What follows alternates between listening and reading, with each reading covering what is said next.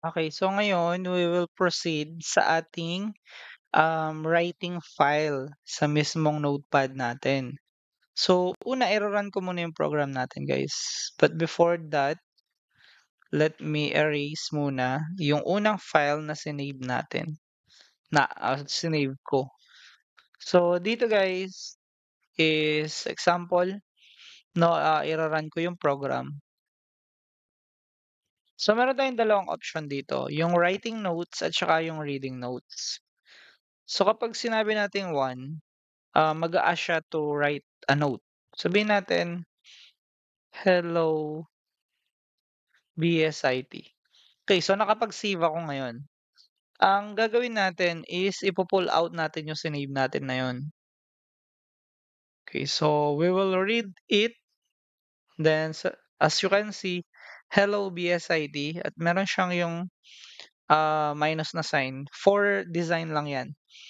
No, at mapapansin nyo dito, ayan siya, naka-save sa notepad. Hello BSIT. Kaya napu-pull out natin siya kahit kinlose natin yung program. So, pwede pa tayo ulit magsulat kung gusto natin. So, ang gawin lang natin is to choose yung right. Then, sabihin natin, good luck, first year. And so, note save pa din yan. And kapag pinull out or rinan natin yung program, just choose yung number 2 for reading. Yan. So, hello BSIT, good luck first year. So, nasa-save every time na magsusulat tayo sa notepad. So, we will explain muna yung part na to. So, una, dalawa lang yung libraries natin, which is yung iostream at saka yung string. Ngayon, nag-add tayo ng tinatawag natin na fstream. So, dito kasi sa file stream natin, na meron tayong if stream for input, meron naman tayong off stream for output. So, yung output natin or itong off-stream natin for writing siya ginagamit. Ang input naman natin, yung if stream, ginagamit natin siya for reading. Yan. So, di ba, nakakapag-write tayo, gamit natin doon off stream. Kapag nagbabasa naman tayo, which is yung read notes, ginagamit natin yung if stream, which is input and reading. So, yan yung gagamitin natin ngayon. So, dito meron tayong tatlong variable. Ang una, yung choice na gagamitin natin para sa pagpili ng user, it's either write note or read note. Okay? So, kailangan natin mag-choose dyan. So, ang choice natin ang magre-receive doon. Then again guys, since number yon, so nag-include na ako ng cin.ignore dito para i-flash yung buffer natin or i-erase yung new line.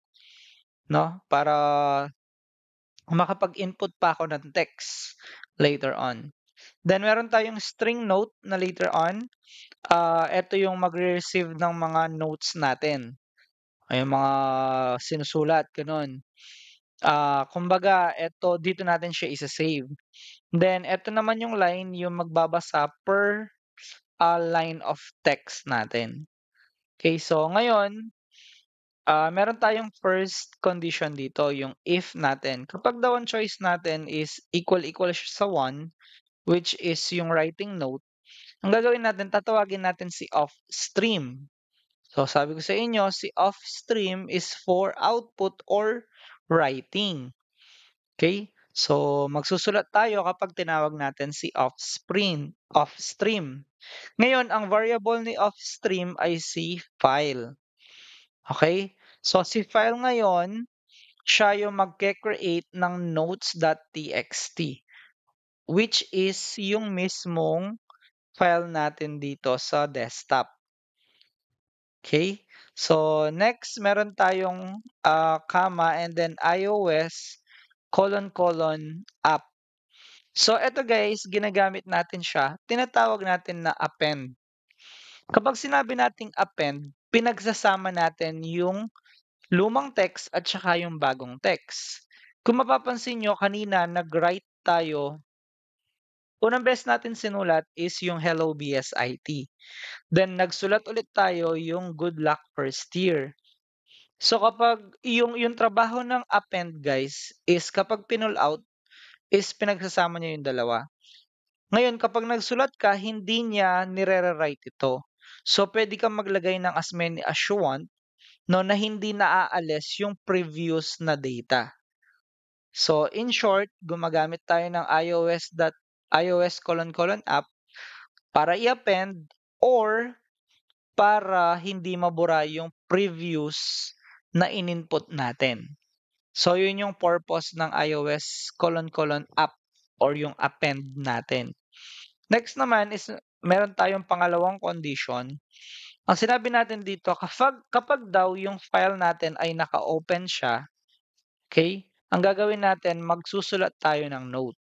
So mapapansin nyo, meron tayong getLine cin note dito. So yung getLine guys is pwede mag-receive ng spacing. And then cin yung gagamitin natin kasi i-receive natin yung kung ano man yung isusulat ng user natin. And then note, siya yung magre-receive ng text na yon. Then, mapapansin nyo, tinawag natin ulit si file and then yung note. Ibig sabihin, magra-write ka na. Magsusulat ka na kung ano man yung sinulat mo doon sa mismong notepad mo. Okay? So, since nag-open tayo dito, if a file.close natin yan. Then, ang sasabihin natin, cout note save. Okay? So, after nun, meron tayong else. Then, meron tayong error opening notes file. So, ibig sabihin, kapag hindi successful yung pag-open natin ng file, ito yung gagawin natin. Magbibigay tayo ng error sa kanya at sasabihin natin na error yung pag-open ng notes natin. So, yun yung unang if natin. While yung pangalawang if naman natin, of course, number 2 is for reading. Papansin nyo, ang gamit naman natin dito is if stream. So, mapapansin nyo, sabi ko dito, yung if stream is for reading siya. So, ito yung number 2 natin. Babasahin niya kung ano man yung sinulat natin sa notes.txt. Yan yung file natin. Okay? So, kapag choice number 2 yung pinili natin, gagamit tayo ng if, i-open natin yung file. And then, sasabihin natin your notes, okay? Yung notes na nasa notepad nyo, gagamit tayo ng while loop ngayon. Bakit mo kailangan gumamit ng while loop? Kasi, mag-i-iterate ka per line po yan. So, babasahin niyo ito, next ikot, babasahin niya na naman ito. So, yan yung purpose ng while natin dito. So, mapapansin nyo yung get line para makuha din natin yung white space dito. Then, yung file, yung mismong file natin. And then, ang purpose ng line dito, guys, is to read yung per line na yan. So, kumbaga, may while ka for iteration, ang gagamitin natin na variable for while is yung line para mabasa natin yung file natin.